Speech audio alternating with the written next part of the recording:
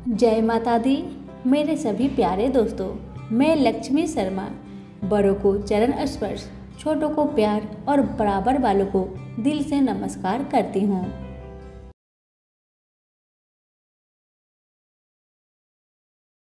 आज सुने सोमवार भोलेनाथ की कहानी शुरू करने से पहले सभी मिलकर बोलिए, उमापति शंकर भगवान की जय हो।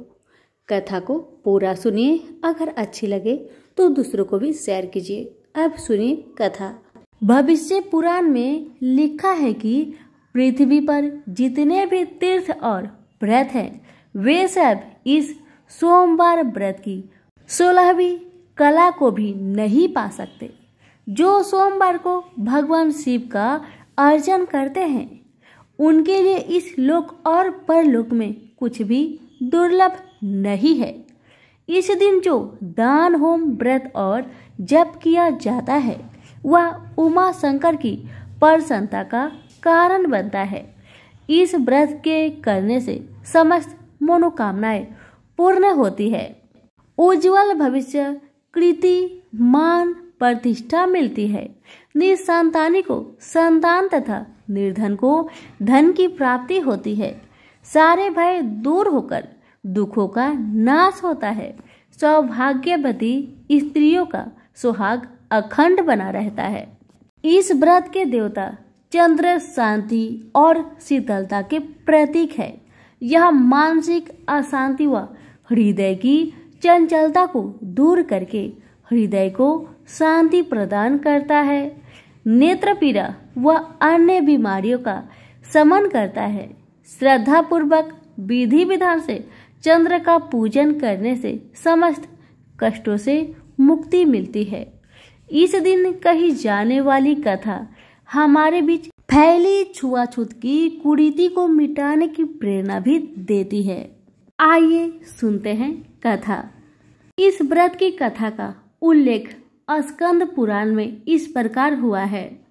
प्राचीन काल में चित्रवर्मा नाम का एक राजा आर्यावर्त में राज करता था। वह धर्म की मर्यादाओं को रक्षक, सब यज्ञों का याचक, शरणगतों का रक्षक और दुष्टों के लिए साक्षात काल के समान था। इसके अलावा सभी अच्छे कार्य करने और शिव व मुकुंद की भक्ति में उसे विशेष रुचि थी। उसकी कई रानियां थी, किंतु किसी भी रानी से पुत्र न था। अतः बहुत लंबे समय बाद उसको एक सुंदर कन्या प्राप्त हुई। उसका नाम सीमंतिनी रखा गया। जब उसने उत्सुकता बस ज्योतिषियों से कन्या का भविष्य पूछा तो किसी ने उत्तम तो किसी ने उसे दुर्भाग्यपूर्ण बताया। एक ज्योतिषी ने तो यहाँ तक कह दिया कि कन्या विवाह उपरांत शीघ्र ही विधवा हो जाएगी। इस पर राजा ने यह सोचकर संतोष कर लिया कि भगवान की जो इच्छा होती है वही होता है। जब सीमंतिनी बड़ी हो गई तो उसने अपनी सखी से अपने विधवा हो जाने की भविष्यवाणी जानी। दुखी होकर उसने मुनि याज्ञवल्क्य जी की पत्नी मैत्री से पूछा, हे माँ, मैं भयभीत होकर तेरे चरणों में आई हूँ। मुझे सौभाग्य करने वाला कुछ उपाय बता दे। मुनि की पत्नी ने उसे शिव सहित भवानी की शरण में जाने की सलाह दी और सोमवार के दिन एकाग्र मन से शिव गौरी का पूजन कर, उस दिन उपवास करने, स्नान कर, स्वच्छ वस्त्र पहनने, पूर्ण श्रद्धा से पूजन करके 1 वर्ष तक इस व्रत को पूर्ण कर उद्यापन करने को कहा। मुनि पत्नी ने कहा कि इससे आई हुई अत्यंत आपत्ति को भी पार करके तुम शिव पूजा के प्रभाव से इस महाभय से पार हो जाओगी। राजपुत्री सीमंतिनी ने उसी प्रकार व्रत को विधि विधान अनुसार करना शुरू कर दिया। अपने गुरु की आज्ञा से राजा चित्रवर्मा ने अपनी पुत्री सीमंतिनी का विवाह बड़े धूमधाम से राजकुमार चंद्रागत के साथ कर दिया।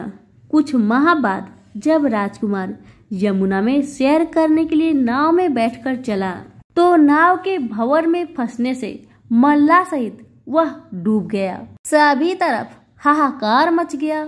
साध्वी सिमतिनी ने भी पति लोक जाने की इच्छा व्यक्त की तो पिता ने उसे समझा बुझाकर रोका, इसलिए वह विधवा जीवन बिताने लगी, लेकिन उसने सोमवार का व्रत करना नहीं छोड़ा।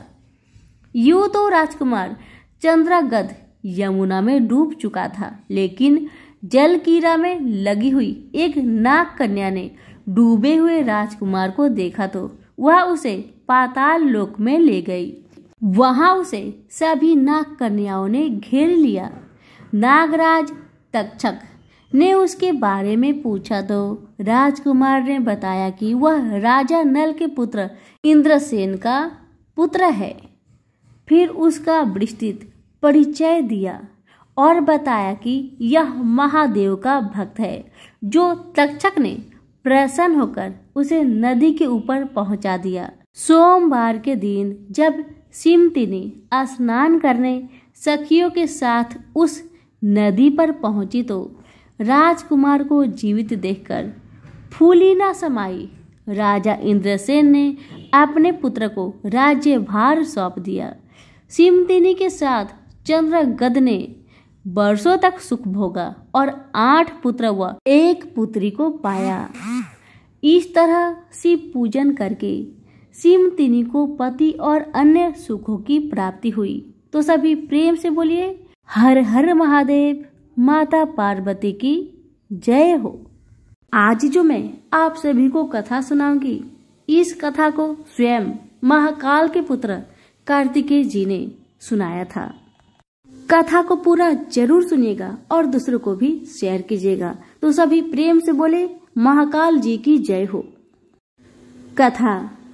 एक दिन जब राजा श्वेत केतु का जीवन काल समाप्त होने को था और वह भोलेनाथ की आराधना में लीन थे, तब चित्रगुप्त ने यमराज से कहा था कि राजा श्वेत केतु की आयु अब पूरी हो चुकी है, अब उनके प्राण हरण करने का समय है।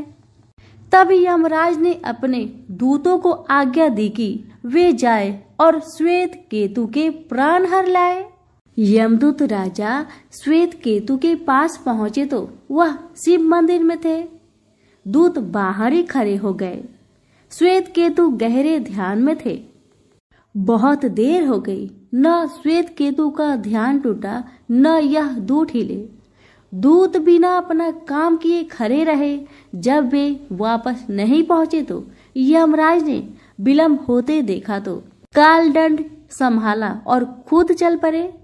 दूतों के आने में देरी होने के चलते यमराज स्वयं ही राजा श्वेत केतु के प्राण हरने पहुंचे, लेकिन वहां उन्होंने देखा कि वह तो महादेव की साधना में लीन है। अब तो वह सोच में पड़ गए कि इसके प्राण कैसे हरे। उन्होंने सोचा कि यह अभी पूरी तरह शिव पूजा में डूबा है। इस स्थिति में शिव पूजा का उल्लंघन नहीं किया जा सकता। तब वह भी बाहर ही खड़े हो गए। उधर जैसे ही काल की इसकी सूचना मिली तो उन्होंने तलवार निकाली और शिव मंदिर में जा घुसे। काल ने देखा कि राजा श्वेत केतु अभी भी भगवान शिव के लिंग स्वरूप के सामने बैठे ध्यान मग्न है।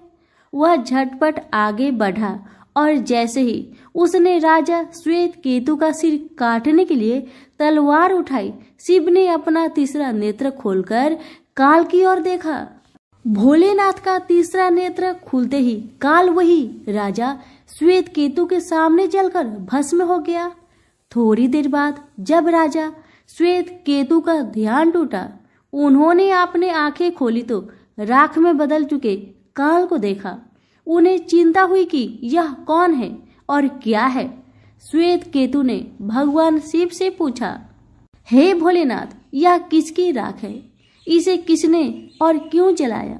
तब भोलेनाथ ने बताया कि यह काल था जो कि तुम्हारे प्राण हरने आया था। राजा श्वेत केतु ने कहा कि हे महाकाल, यह तो आपकी आज्ञा से तीनों लोक में विचरता है। लोग को नियंत्रण में रखता है। इसी के भय से तो लोग पुण्य कार्य कहते हैं। आप इन्हें अति शीघ्र जीवन दान दे दे। शिव जी की कृपा से काल जी उठा और उसने उठते ही श्वेत केतु को अपने गले से लगाकर बोला, राजा तुम जैसे तो तीनों लोक में कोई नहीं है। तुमने तो अजय काल को भी जीत लिया। जीवन दान पाकर काल और यमराज ने कहा कि जैसे जातक जो शिव जी के परम भक्त है, सच्चे मन और पूरी श्रद्धा से महाकाल की पूजा में लीन रहते हैं, सिर पर जटा और गले में रुद्राक्ष पहनते हैं, विभूति का त्रिपुंड ललाट पर लगाते और पंचाक्षर मंत्र का जप करते हैं, उन्हें कभी भी अकाल मृत्यु का ग्रास नहीं बनना पड़ेगा। कथा के अनुसार इस आशीर्वाद के बाद श्वेत केतु ने लंबे समय तक राज किया और फिर महाकाल की कृपा पाकर उनमें ही विलीन हो गए। तो सभी प्रेम से बोले, महाकाल की जय हो, भोलेनाथ की जय हो। कपिलपुरी में यज्ञदत्त नामक एक ब्राह्मण रहता था। उसे एक पुत्र उत्पन्न हुआ जिसका नाम उसने गुणनिधि रखा। बालक बड़ा बुद्धिमान तथा चतुर था। 8 वर्ष की छोटी सी आयु में ही उसने बहुत सी विद्याएं सीख ली थी, परंतु वह कुमार्ग में पड़कर लड़का अपने धर्म और कर्म से भटक गया। वह जुआरी, खेल कूद में संलग्न और गाने बजाने वालों का साथी बन गया। उसने बहुत जल्द ही अपने माता पिता की कमाई लुटा दी। उसकी माता उसे रोकती थी, परंतु प्रेम के कारण उसके संबंध में अपने पति से कुछ न कह पाती। पुत्र चाहे जितना भी बुरा हो, परंतु माता कभी उसका बुरा नहीं चाहती थी। यज्ञदत्त जब कभी भी घर आकर अपनी पत्नी से गुणनिधि के बारे में पूछता कि इस समय गुणनिधि कहाँ है, तो वह हमेशा झूठ बोल देती। गुणनिधि बाहर गया है, या फिर स्नान कर रहा है, या फिर देव मंदिर में बैठकर भगवान का पूजा कर रहा होगा। और असली भेद न जानते हुए उसने गृह सूत्र के अनुसार गुणनिधि का विवाह भी कर दिया। विवाह हो जाने के पश्चात यज्ञदत्त की पत्नी सदा पुत्र को समझाती कि तुम्हारे पिता बड़े महात्मा हैं, जब उनको तुम्हारे बारे में मालूम होगा तो इसके लिए तुम्हें और मुझे दोनों को दंड देंगे। तुम्हारा कुल बड़ा पवित्र है, फिर तुम यह बुरे काम क्यों करते हो? मेरे बच्चे, तुम्हारा कल्याण इन बुरे कर्मों को छोड़ देने में ही है। परंतु गुणनिधि पर माँ के समझाने का कुछ भी प्रभाव नहीं पड़ा। एक दिन उसने पिता की अंगूठी चुराकर किसी जुआरी को दे दी। जब यज्ञदत्त ने उस जुआरी से पूछा कि अंगूठी उसके हाथ में कैसे आई, तो जुआरी ने यज्ञदत्त से कहा कि उसने अंगूठी नहीं चुराई। यज्ञदत्त ने जुआरी की बात सुनकर कहा, सुनो लल्ला, यह अंगूठी मेरी है और मुझे राजा के यहाँ से मिली है। तुम झूठ बोलकर इसे अपनी ना बताओ, परंतु यह बताओ कि यह अंगूठी तुम्हारे पास कैसे आई है। यज्ञदत्त की बात सुनकर जुआरी को क्रोध आ गया। उसने गरज कर कहा, जो सच सुनना चाहते हो तो ध्यान पूर्वक सुनो। यह अंगूठी तुम्हारे पुत्र गुणनिधि ने मेरे पास जुए में हारी है। उसने यह अंगूठी ही जुए में नहीं हारी, बल्कि आज तक जुए में बहुत से साधन चुराकर हारा है। आप जितने ही सज्जन साधु धर्मात्मा हैं, आपका पुत्र उतना ही बड़ा बदमाश है। आप इतने बड़े विद्वान होते हुए भी आज तक अपने पुत्र की करतूतों को नहीं जान सके। जुआरी की बात सुनकर यज्ञदत्त का मारे लज्जा से पूरा हाल हो गया। वह मारे लज्जा के मुंह ढके हुए तथा सिर झुकाए अपने घर पहुंचा और घर आने के साथ ही अपनी पत्नी से पूछा कि गुणनिधि कहाँ है और वह अंगूठी कहाँ है, जो कि उस दिन तूने उपटन करते हुए मेरे हाथ से ले ली थी। यज्ञदत्त की बात सुनकर उसकी पत्नी ने उत्तर दिया, वह अंगूठी मैंने कहीं रख दी थी, अब मुझे याद नहीं आ रहा कि कहाँ रखी थी। स्त्री की बात सुनकर यज्ञदत्त ने कहा, तुम झूठी हो, जब कभी मैंने तुमसे गुण निधि के बारे में पूछा है, तुमने मुझे बात बनाकर टालने की कोशिश की है। अच्छा, तुम अंगूठी की बात जाने दो और मुझे बताओ कि घर का अन्य बहुमूल्य सामान कहाँ है।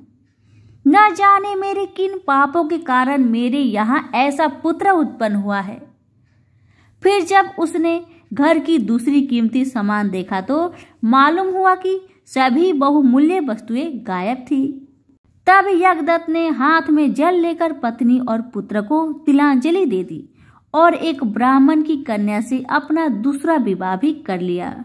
जब गुणनिधि को मालूम हुआ कि उसके पिता पर सारा भेद खुल गया है और उन्होंने उसे और उसकी मां को तिलांजलि दे दी है, तो उसको बड़ा दुख हुआ।